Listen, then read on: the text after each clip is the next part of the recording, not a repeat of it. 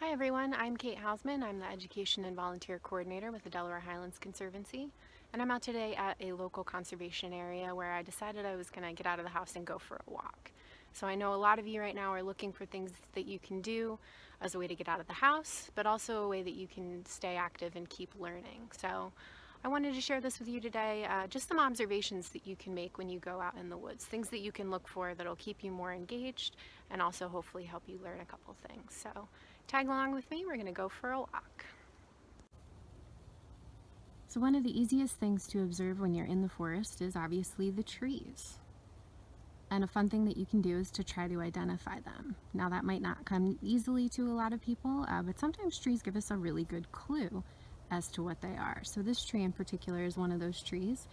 And you might notice that despite it being April, it's still hanging on to all of its dead leaves. Now maybe you guys have seen this before, maybe you have trees in your yard that do this, and there's a reason why these trees hang on to their leaves. It's a phenomenon known as marcescence. So most trees with leaves, or deciduous trees, drop their leaves in the fall.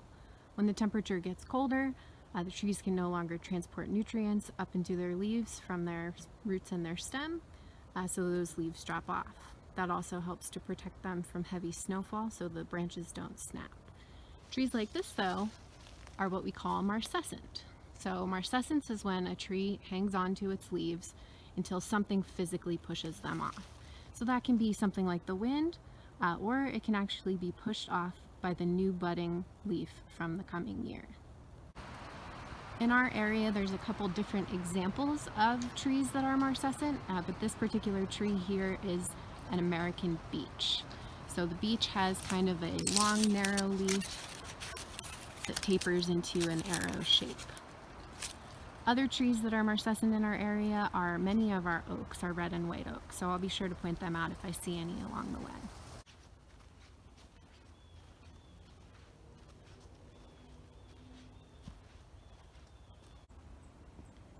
So another really great way to observe nature when you're out on a walk is to check out what's underneath some of those fallen logs that you see. Even though they're dead and on the ground, they're still providing habitat and food for a lot of different organisms in the forest. So the way that you want to do that is you want to make sure, number one, that you're not going to stick your whole hand underneath that log. You don't know what's under there, and if it's something that's upset, you never know if it could come out and try to bite you. So when you do this, you want to keep your hand on top of the log, and you want to gently roll the log towards you, just in case anything's under there that maybe doesn't want to see you. But in this case, we've got one of these guys here. So he's pretty harmless, and if you give me just a second, I'm gonna get him ready for his close-up.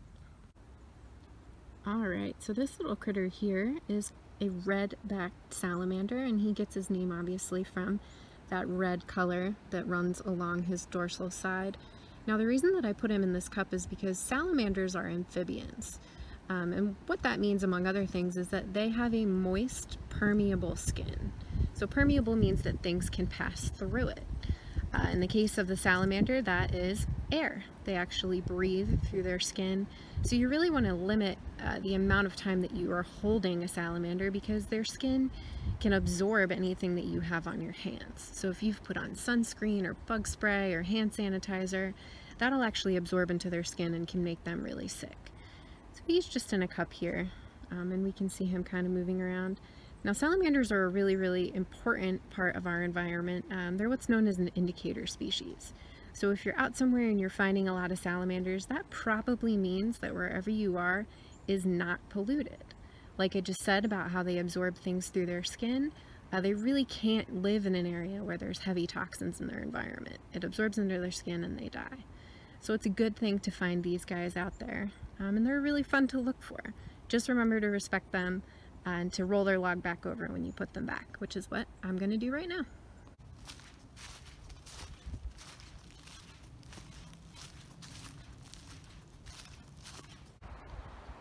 One of my favorite things to look for when I'm out on a walk in the woods is signs for what kind of animals might be in the area.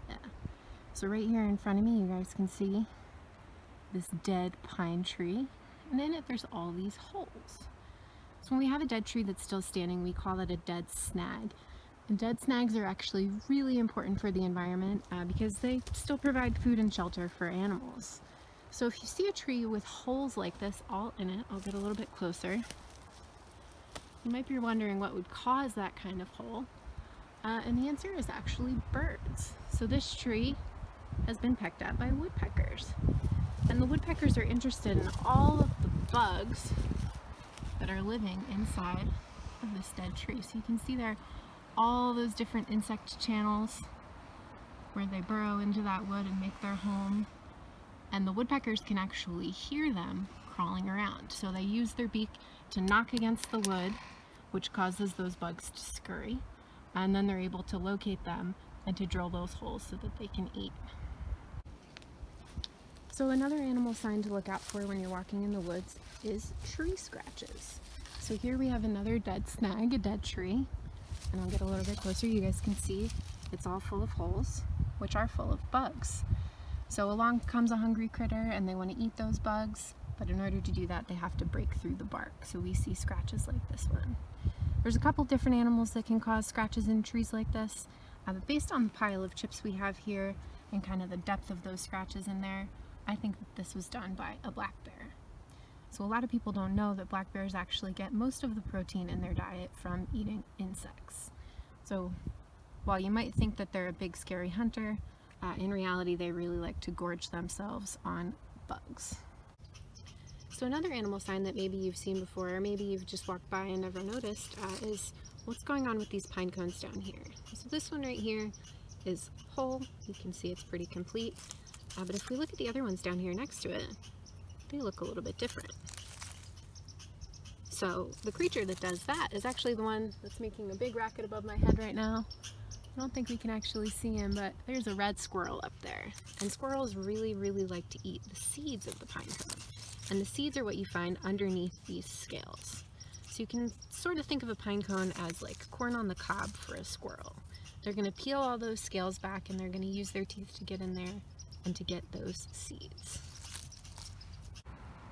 So I'm really excited to find this plant here because this is actually one of our first signs of spring. This leaf is from the trout lily, which gets its name because a lot of people think that those speckles look like the sides of a brown or a brook trout. And if you look around here, you can see there's quite a lot of these leaves coming out of the forest floor. And the reason that they're all so close together is because they actually grow as a colony with an interconnected root system. So they will spread out and kind of take over an entire area. When they flower, they have a really pretty little yellow blossom. So that's another thing that you can look out for when you're walking in the woods.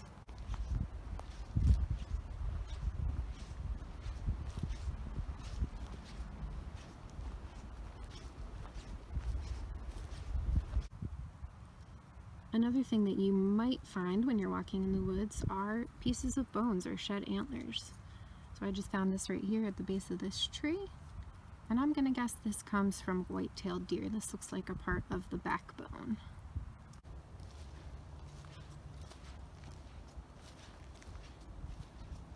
So we've come across a really muddy section of our trail here, and while that can be an inconvenience for you when you're walking, it is a really good opportunity to stop and take a look at maybe what else has walked through this mud. So there's two really neat tracks right here. This first one you can see is kind of like a two-prong. It's got a parallel line. That is our classic white-tailed deer indentation. And this is one for you pet owners at home you're probably very familiar with. You can see those 4 toe pads and the paw pad there. That's from our domestic dog. All right, everyone, I want to just thank you for coming for a walk with me today. I hope you're able to learn 1 or 2 new things and that you'll be able to make all kinds of exciting discoveries on your next walk in the woods. Bye.